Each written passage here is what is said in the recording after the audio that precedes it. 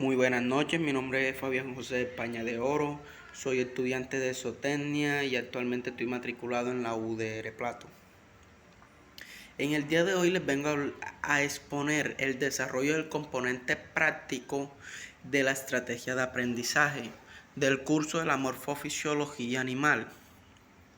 Aquí tenemos nuestra presentación, nuestra tutora que es la doctora Lina María Guarniz Parcano, Universidad Nacional Abierta y a Distancia, Escuela de Ciencias Agrícolas, Pecuarias y del Medio Ambiente, ECADMA. ¿Qué es lo que buscamos con esta actividad? Con la siguiente actividad buscaremos conocer las diferentes estructuras de los animales domésticos de impacto en la producción animal, conociendo sus características externas e internas, su funcionamiento y cómo pueden aportar a la producción animal. De igual forma buscaremos dar soluciones a las preguntas de la mejor forma y clara para que el lector pueda entender correctamente. Cabe recalcar la importancia que tienen los animales con el medio ambiente, su relación con su entorno y su aporte al mercado. Interpretaremos también durante el periodo de la actividad las funciones de los músculos y huesos para las estructuras del animal junto con las diferentes hormonas que ayudan al funcionamiento del cuerpo animal. Aplicamos 4 objetivos para esta actividad. El objetivo general, ¿cuál es? Conocer las principales características externas e internas de las especies domésticas. Objetivos específicos: conocer la principal hormona de secreción del sistema endocrino, conocer e interpretar el funcionamiento de los músculos y huesos del animal. Y por último, aprender a diferenciar las partes del exterior de los bovinos. La práctica 1, que corresponde a aspectos fisiológicos y principales tejidos animales. Entonces, encontramos que principales tejidos animales. Los tejidos animales están formados por diferentes tipos de estructuras celulares que realizan funciones especializadas de unir a las partes del cuerpo. El muscular permite el desplazamiento voluntario e involuntario a través del conectivo se lleva a cabo el recubrimiento de huesos. El nervioso responde ante distintos estímulos internos y externos que se generan del medio ambiente que nos rodea. Entonces, los principales tejidos animales, ¿cuáles son? El tejido conectivo, tejido epitelial, tejido muscular y tejido nervioso, los cuales los estaremos esclareciendo a continuación. El tejido conectivo, en general, los tejidos conectivos se consideran como tejidos de sostén, puesto que sostienen y cohesionan a otros tejidos dentro de los órganos. Sirven de igual forma para dar soporte a estructuras del organismo o al propio organismo, y protegen y aíslan a los órganos. Además, todas las sustancias que son absorbidas por los epitelios tienen que pasar por estos tejidos, que sirven además de vía de comunicación entre otros tejidos. Por lo generalmente también se le considera como el medio interno del organismo. Entonces, concluimos que el tejido conectivo, propiamente dicho, en la realidad es el conjunto de tejidos que sirven para conectar y dar soporte y ayudar a unir a otros tejidos del cuerpo. Esa es la función principal del tejido conectivo. Las células de un tejido conectivo laxo se agrupan en dos categorías, que son células fijas y células migrantes o transitorias.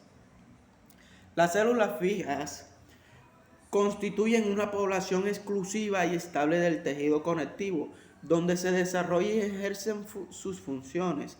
Y las células fijas son fibroblastos celulares mesenquimáticas el depósito original de mesenquima.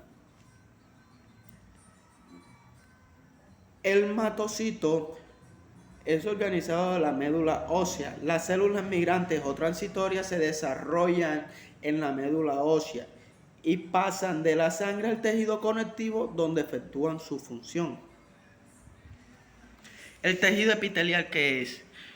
Cuando nos hablan del tejido epitelial, se está refiriendo que este está formado por células fuertemente unidas y con escasa matriz extracelular, que recubre de manera continua la superficie del organismo y también reviste sus cavidades y tapiza el interior y el exterior del órgano. Existen dos tipos de tejido epitelial, que son los siguientes. Encontramos el epitelio glandular y el epitelio de revestimiento. Entonces, el epitelio glandular está formado por células glandulares especializadas en secretar sustancias, como lo son glándulas exocrinas o de secreción interna. ¿Cuál es su función de estas glándulas? Secretan sus productos hacia conductos que se vacían en el exterior del organismo o en el interior de una cavidad. Las glándulas endocrinas también hacen parte de las especializadas en secretar del epitelio glandular. ¿Cuál es su mejor característica? Que no tienen conductos y vierten su secreción en la sangre y siempre secretan hormonas. El epitelio de revestimiento forma cubiertas resistentes y elásticas para revestir las superficies externas e internas del organismo.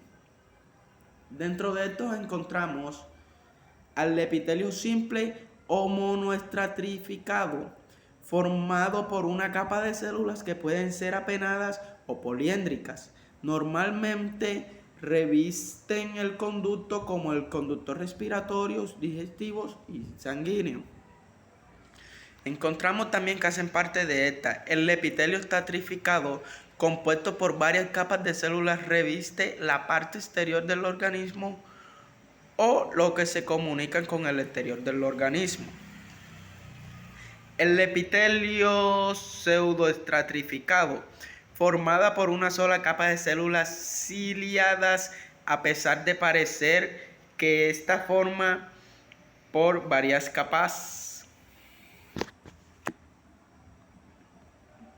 Parece que está formada por varias capas. Aquí encontramos los dibujos, el epitelio glandular, epitelio de revestimiento y sus partes. Entonces, continuamos. Entonces tenemos el tejido muscular. El tejido muscular es el responsable del movimiento de los órganos y de los organismos. Este está formado por unas células llamadas miocitas o fibras musculares que tienen la capacidad de contraerse para que el tejido muscular se divida en tres tipos: el esquelético, el cardíaco y el liso. A continuación estaremos especificando cada una de estas. El músculo estriado esquelético. Este músculo estriado esquelético se denomina también voluntario, puesto que es capaz de producir movimientos conscientes. Está asociado principalmente al esqueleto por los tendones, aunque no siempre, como es el caso de la lengua. Está formada por células musculares estriadas esqueléticas junto con tejidos conectivos y vasos sanguíneos. Entonces, las células musculares estriadas se disponen en paralelos formando haces o láminas. Son células no ramificadas y muy largas, multinucleadas. El aspecto estriado se debe a que la disposición del esqueleto, aunque estas células pueden aumentar y disminuir su tamaño y no suelen dividirse en condiciones normales. No todas las fibras musculares son iguales, sino que hay unas que se denominan de contracción lenta y otras de contracción más rápidas. Las de contracción lenta, ¿cuáles son? Estas actúan en movimientos prolongados y el mantenimiento de la postura, mientras que la de la contracción rápida actúan en movimientos breves e intensos. Aquí tenemos nuestro dibujo donde se ven la parte del músculo esquelético estriado. El músculo liso. El músculo liso también se le denomina como músculo involuntario o plano, y este está formado por células fusiformes no ramificadas y cada célula tiene un núcleo en posición central. El nombre de músculo liso se debe a que carece de estriaciones en su citoplasma. Se encuentra en todas aquellas estructuras musculares que no presentan movimientos voluntarios, como es el aparato digestivo, algunas glándulas, el útero, vasos sanguíneos, etc. Las células musculares lisas pueden aparecer aisladas en el tejido conectivo, formando haces muy pequeñas en las dermis, unidos a los bulbos pilosos y formando láminas céntricas en el aparato digestivo. El papel de la musculatura lisa en los órganos huecos es doble: mantener las dimensiones frente a las expansiones potencialmente dañinas mediante su contracción tónica, y realizar la función del propio órgano como el digestivo con los movimientos parasitalíticos o la regulación de flujo sanguíneo en el sistema cardiovascular. En los polos del núcleo hay zonas del citoplasma donde se disponen la mayoría de los organulos y que contienen pocos filamentos de citoesqueleto. El resto del citoesqueleto forma un espectro homogéneo y es donde se localiza el aparato contráctil, que, al contrario que en el músculo esquelético cardíaco, no se organiza en estructuras celulares o estructuras visibles en microscopios ópticos. Estos cuerpos densos actúan de forma similar a los discos Z del esquelético. En la membrana también se encuentran estructuras oscuras denominadas cuerpos o placas densas, donde se anclan también elementos de citoesqueleto. En la imagen podemos evidenciar la estructura del músculo liso. Ahí podrán ver cómo es su funcionamiento. Por último encontramos al músculo cardíaco. El músculo cardíaco o miocardio forma las paredes del corazón. Su principal función o misión es el bombeo de sangre del corazón. Sus células, los cardiomocitos, son mayoritariamente monucleadas, cortos y ramificados, unidos entre sí por los discos denominados intercalares. Presentan estrías transversales cuyo patrón es similar al de las células musculares esqueléticas. La contracción rítmica del corazón está controlada por el sistema autónomo, por lo que también se le llama músculo estriado de contracción involuntaria. El ritmo se produce gracias a uniones en hendiduras entre células contiguas, las cuales permiten la sincronía de este músculo cardíaco. Para el músculo cardíaco tenemos que definir también la parte del corazón. ¿Cuál es la función del corazón? Hombre, el corazón está formado por tres tipos principales de músculo cardíaco, que es el músculo auricular, músculo ventricular y fibras musculares de excitación y conducción. Además posee tres tipos de uniones entre sus fibras, es decir, este tipo diferentes de uniones intercalares, uniones que permiten que las células estén en contacto, las cuales pueden ser uniones gap, de transmisión, de excitación, contracción progresiva y coordinada. ¿Cuál es la función de esta unión? Hombre, esta unión pone en contacto los citoplasmas de cada célula, pudiendo considerar una única célula. Encontramos también las desmosomas, fascias adherens.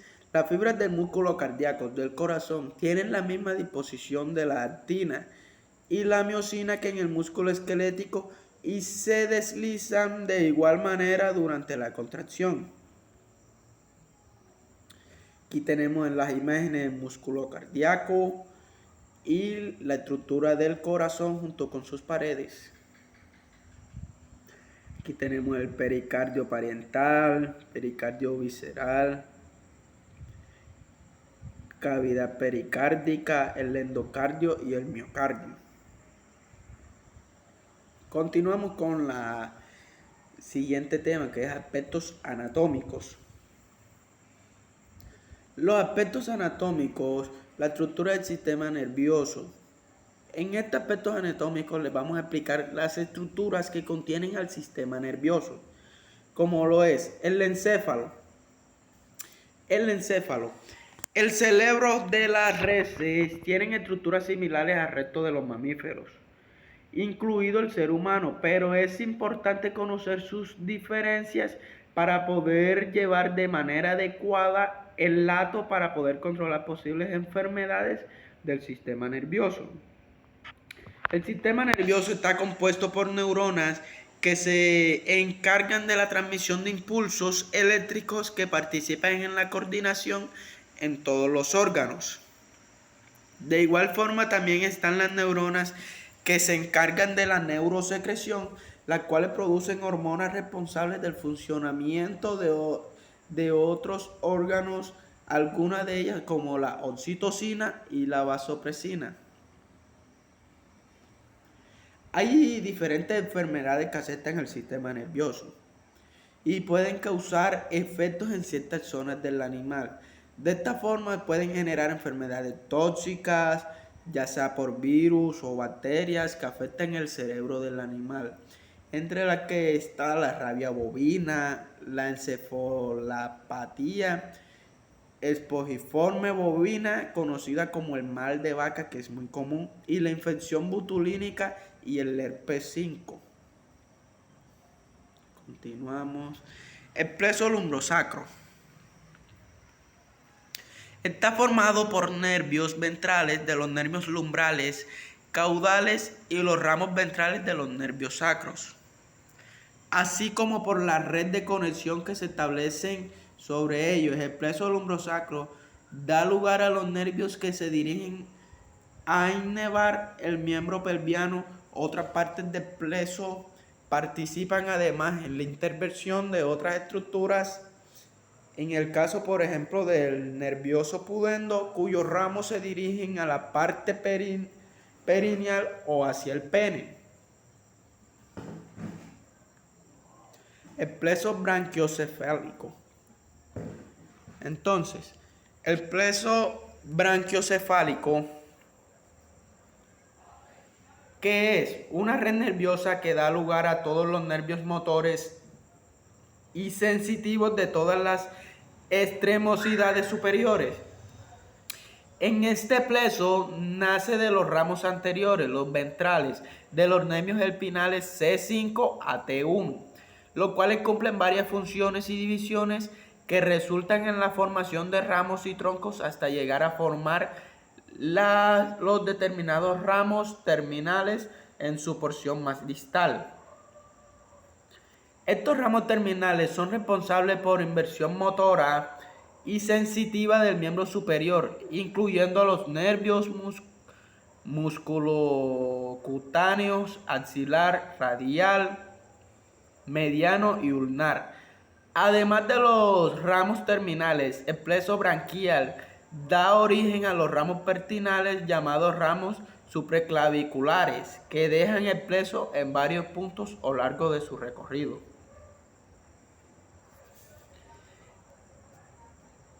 En esta parte les vamos a explicar la parte del sistema óseo. El esqueleto es la parte más fundamental del sistema óseo. La columna vertebral es el eje central del esqueleto y está formado por vértebras. Algunas vértebras son muy grandes y tienen costillas, mientras que las vértebras de la cola son muy pequeñas. La cola del animal tiene de 18 a 24 vértebras según la raza. Las costillas forman como una jaula que encierran los pulmones y el corazón. Saliendo de las vértebras, las costillas se ajustan por debajo y un hueso llamado esternón. Aquí tenemos los nombres de los huesos en su fisiología, la parte ósea. El cráneo, maxilar inferior, el omoplasto, columna vertebral, las costillas, el fémur, pelvis, entre otros. Estos son los principales elementos del sistema óseo de los animales. A continuación continuamos para la práctica 2. Aspectos fisiológicos de los aspectos fisiológicos y los principales procesos bioquímicos de conversión del músculo en carne y de la fisiología del movimiento en los animales de interés o técnicos. Entonces,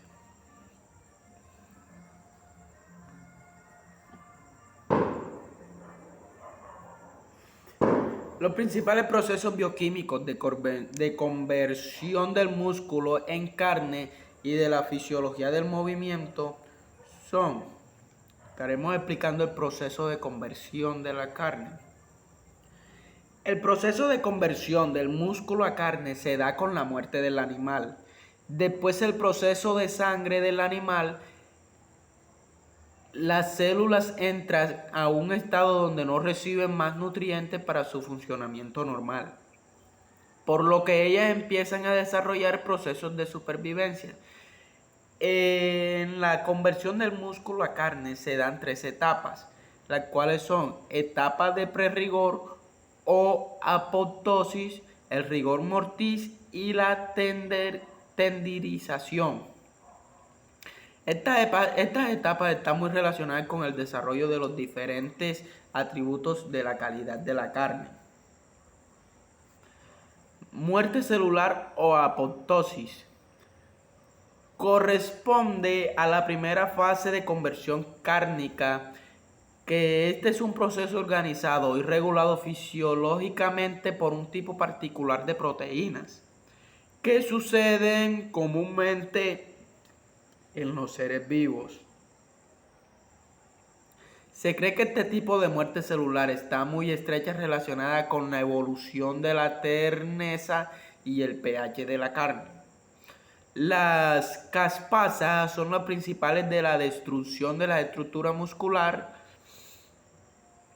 por la degradación de la proteína por los miofibrillas del componente cuando el músculo entra a un estado de post-mortem después del beneficio del animal. El rigor mortis es la segunda fase de la conversión del músculo a carne, el cual se define como una contracción lenta e irreversible. Cuando el animal es beneficiado y desangrado, se produce una interrupción no solo en la circulación sanguínea, sino también al aporte de oxígeno al músculo, iniciando así la síntesis anaeróbica de energía llamada glucólisis.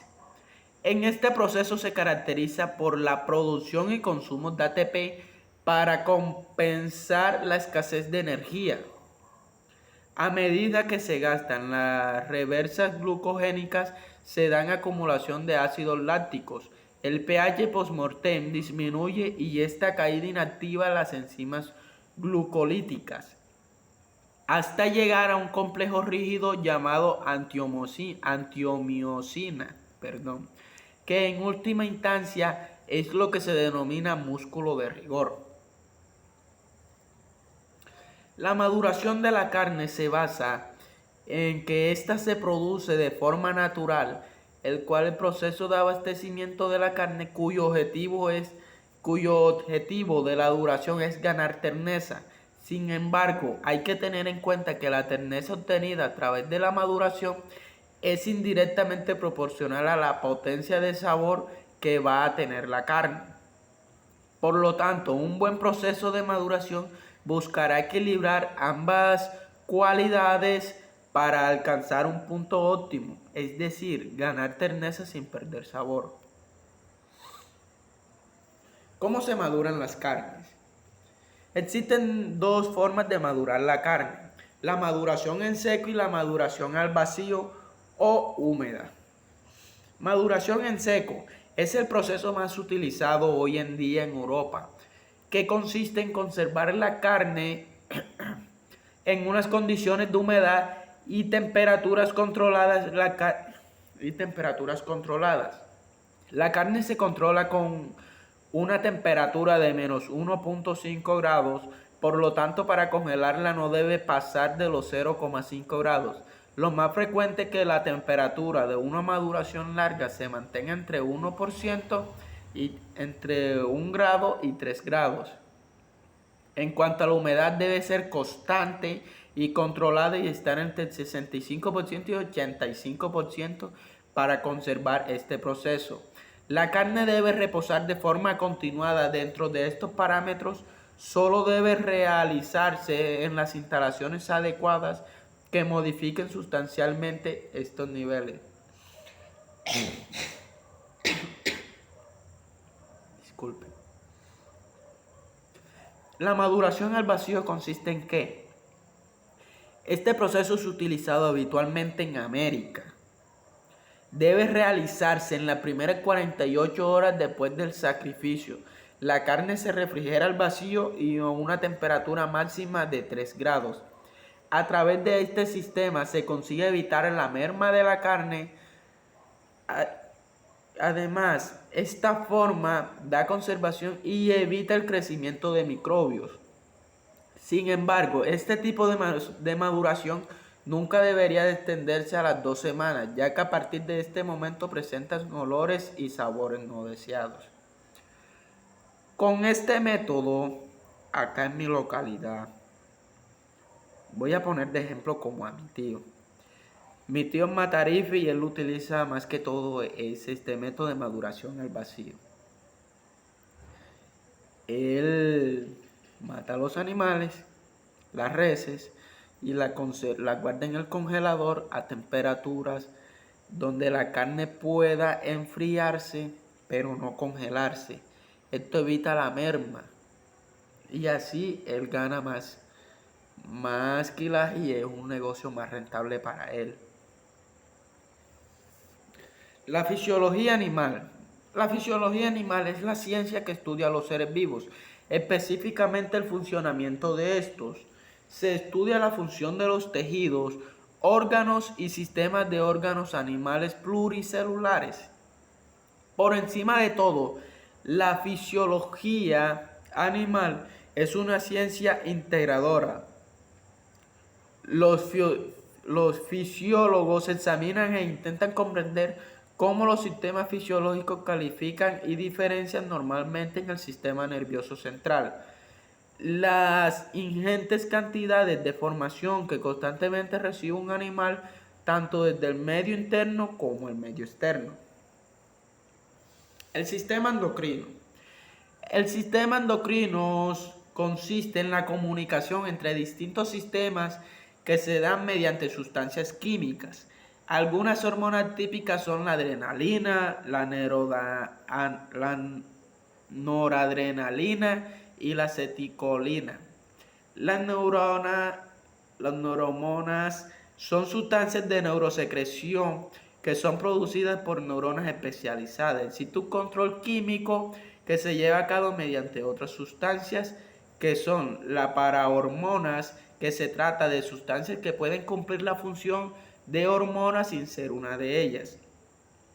Un claro ejemplo de estos sería el oxígeno y el dióxido de carbono. Unión neuromuscular.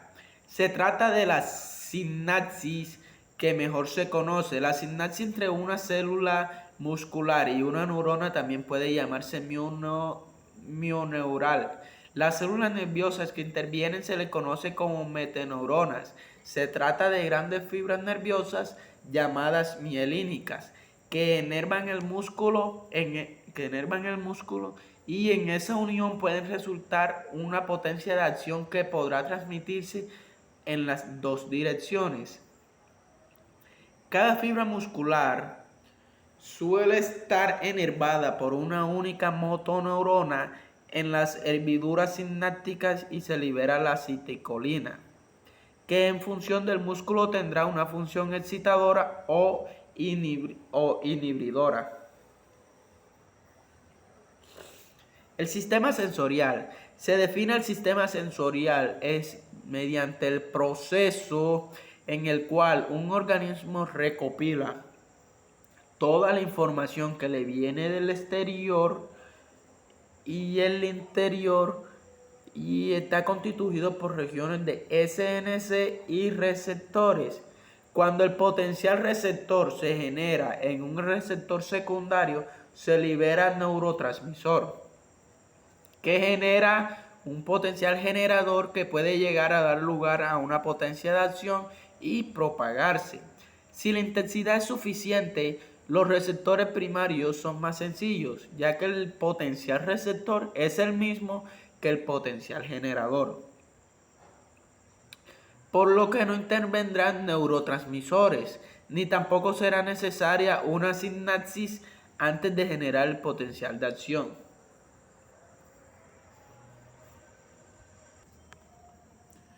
Entonces, las claudiciones. La claudición o cojera se produce con el desplazamiento de un animal. El dolor puede tener su origen desde las alteraciones de estructuras del aparato locomotor, de la columna vertebral, toraco-lumbosacra, o en algunos casos en alteraciones con otros órganos, por ejemplo, en pleuritis o mastitis aguda. ¿Qué es la miositis? Es una inflamación causada por trauma o por irritación causada por inyecciones intramusculares. Usualmente se acompaña de infecciones bacterianas. Encontramos también el síndrome de la vaca caída. En la escuela de unos trastornos y lesiones en el periodo peripartal que afectan la capacidad de la vaca para levantarse. El problema suele estar relacionado con problemas de hipocalcemia y parálisis obstétrica. La epidermis. La epidermis es la primera barrera del organismo contra toda clase de agresiones provenientes del medio externo, como radiación solar, frío o calor, gérmenes y parásitos externos.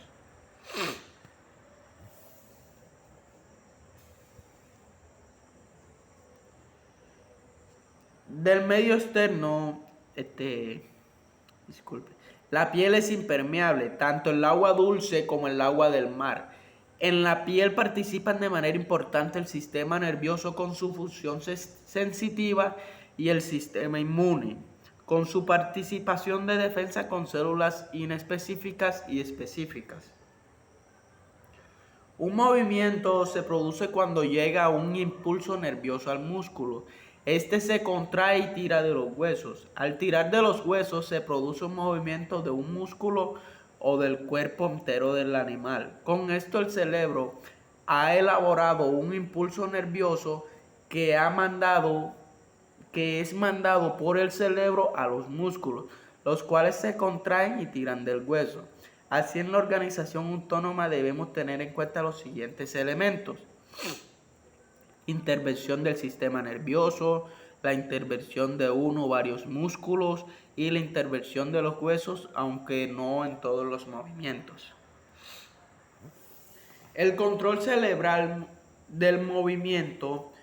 En el cerebro se encarga de generar los movimientos no reflejos voluntarios o asociados a movimientos voluntarios. Así se encarga de controlar la elaboración de la intención del movimiento, y esto ocurre en el lóbulo frontal. La planificación del movimiento se da en la corteza prefrontal y la puesta del movimiento en términos neurológicos. Aquí tenemos la parte del cerebro y sus partes en la siguiente imagen. Bueno, pasamos a la práctica 3, que son aspectos fisiológicos, principalmente en principales glándulas endocrinas. El sistema endocrino de los animales domésticos. ¿Qué es? Los animales domésticos poseen una estructura denominada glándulas endocrinas, las cuales secretan unas sustancias llamadas hormonas que se transportan a través de la sangre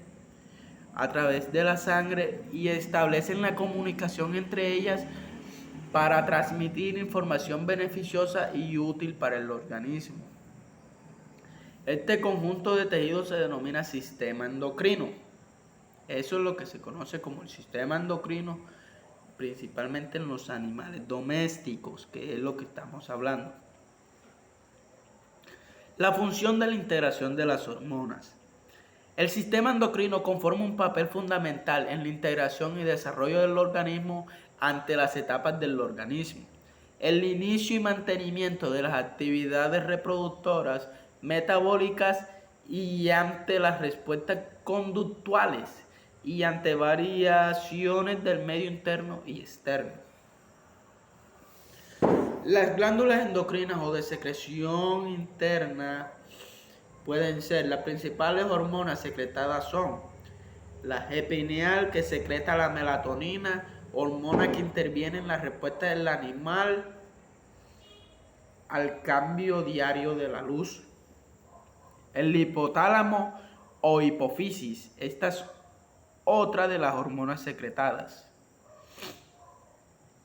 Es un complejo glandular ubicado en el encéfalo que secretan unas 18 hormonas, las cuales regulan las actividades de crecimiento reproductoras y metabólicas, conductuales, conservacionistas y de integración con el sistema nervioso. Este complejo se considera como el director de orquesta del sistema endocrino. También encontramos la tiroides y la paratiroides. Estas se encuentran ubicadas en la parte del cuello. Su función es regular importantes funciones metabólicas y el balance del calcio y el fósforo a través de las hormonas tirosina, calcitocina y paratormonas. Encontramos también las páncreas endocrinas, que está ubicado en la cavidad abdominal y mantiene el balance homeostático de la glucosa a través de hormonas de insulina y glucagón. Tenemos también las hormonas suprarrenales ubicadas en el polo anterior del riñón. Estas intervienen en las relaciones de la alarma o estrés del organismo, en el metabolismo y el mantenimiento del equilibrio interno de sodio y potasio a través de las hormonas de adrenalina, cortisol y aldosterona. Ovarios y cuerpo lúteo, ubicados en la cavidad pelviana. Regulan las funciones reproductoras cíclicas y conductuales del celo y de la gestación. De igual forma, describen las características de las hembras y promueven la funcionalidad de la G mamaria secretadas en los estrógenos, la progesterona, la relaxina, entre otras. El útero también hace parte de las hormonas. Interviene en el control de la actividad cíclica del ovario a través de la prostaglandina. Los testículos, que están ubicados externamente en la región inguinal en el interior del escroto, determinan las características del macho y definen su conducta y su actividad reproductiva. El timo. ¿Qué es el timo? Aunque el timo no está relacionado con el sistema inmune, está más relacionado con el sistema inmune que con el sistema endocrino, también secreta sus hormonas. El timo lo localizamos cerca del corazón y secreta las denominadas hormonas humorales, las cuales son importantes durante la pubertad. La principal función de estas hormonas son el desarrollo del sistema inmune.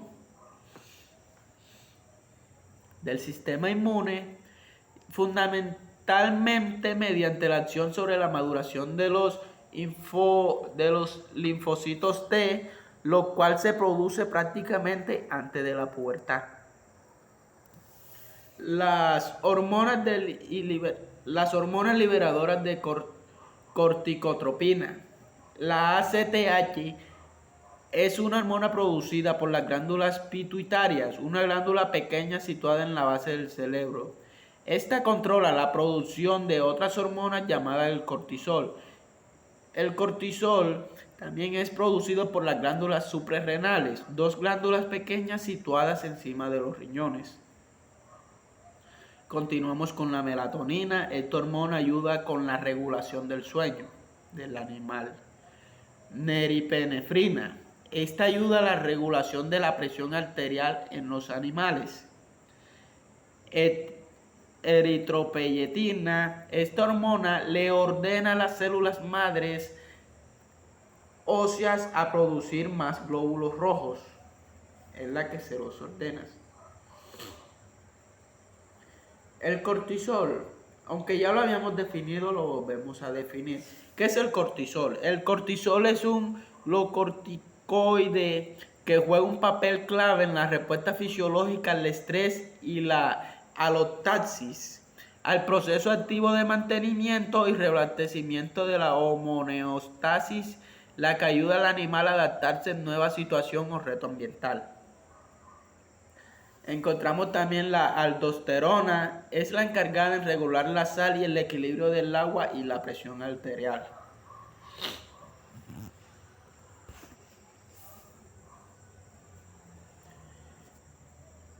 También encontramos las hormonas del crecimiento, GH. Afecta el crecimiento y de desarrollo y estimula la producción de proteínas y afecta la distribución de las grasas en el animal.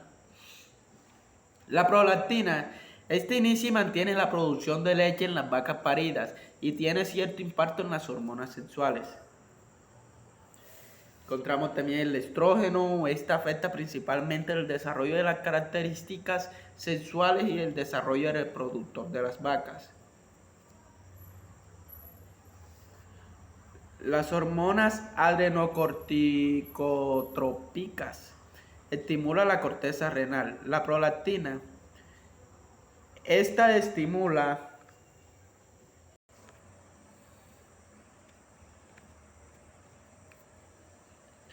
Continuamos con las hormonas adrenocorticotrópicas. Esta estimula la corteza renal. La prolactina estimula el desarrollo de las glándulas mamarias y la secreción de leche a partir de la segunda mitad de la preñez, pero esta leche no puede ser secretada hasta la liberación de oxitocina que se produce al final de la gestación en la neurohipófisis. Hormonas estimulantes de los folículos, FSH. Estimula las células germinales de los ovarios para desarrollar fóculos, cada uno de los cuales contiene un ovario. Hormonas luteinizantes. La secreción es estimulada por la presencia de estrógeno en la sangre. La hormona luteinizante estimula el desangre del folículo de los ovarios, su ruptura, su liberación del útero y la forma de su cuerpo lúteo. Las glándulas pituitarias posterior, conocidas como neurohipófisis, las hormonas son secretadas por el hipotálamo y almacenadas allí. Hormonas antidiuréticas, llamada también vasopresina, altera la permeabilidad del agua hacia los conductos colectores del riñón como la respuesta del cambio de volumen del fluido extracelular. La oxitocina, que se basa que durante la preñez avanzada actúa en las glándulas mamarias permitiendo que baje la leche. Además, al final de la gestación causa las contracciones que permiten la salida del feto.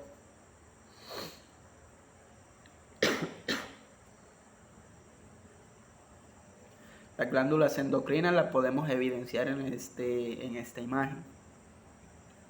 pineal, hipotálamo, hipófisis, tiroides, páncreas.